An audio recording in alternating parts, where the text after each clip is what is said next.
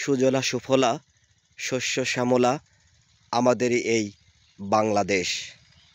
দর্শক, দেখতে পাচ্ছেন ৬৮,০০০ যে গ্রাম বাংলা বলা হয়, সেই গ্রাম বাংলারই প্রকৃতির কি দারুণ এক অপরূপ সৌন্দর্য।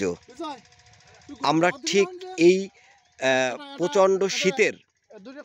প্রচণ্ড শীতের পরন্ত বিকালে আজকে আমরা এসেছিলাম রাজবাড়ির বালিয়াকান্দির জামালপুর ইউনিয়নের নটাপাড়া গ্রামে।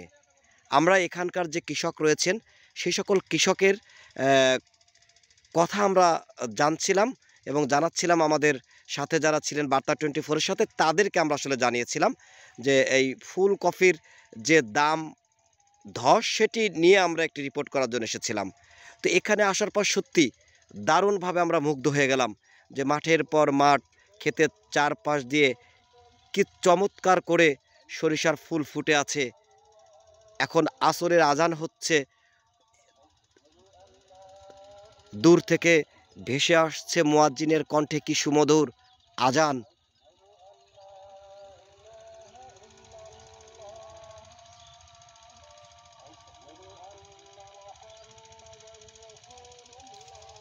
এবং আপনারা দেখতে পাচ্ছেন ব্যস্ত কৃষক তাদের কষ্টের যে ঘাম, সেই ঘামটি ব্যয় করে তারা যে ফসল ফলিয়েছেন সেটি ক্ষেত থেকে তুলে নিয়ে এখন তারা বাড়ি ফিরে যাচ্ছেন সন্ধ্যার একটু আগে। দেখতে পাচ্ছেন আকাশে কিন্তু অনেক কুয়াশা, সন্ধ্যা প্রায় ঘনিয়ে এসেছে।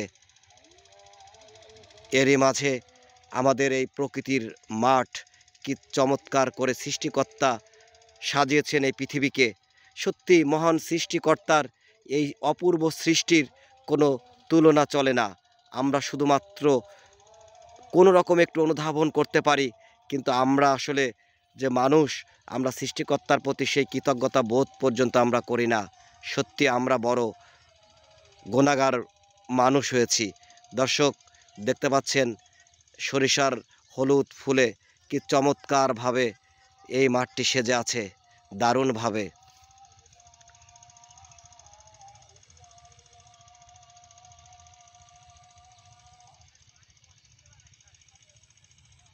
দর্শক, ভালো থাকবেন, সুস্থ থাকবেন, দেশের সাথে থাকবেন, সেই সঙ্গে মহান সৃষ্টিকর্তার এই অপরূপ সৌন্দর্যের যে সৃষ্টি, তার প্রতি সবাই শুকরিয়া আদায় করবেন, কৃতজ্ঞতা প্রকাশ করবেন।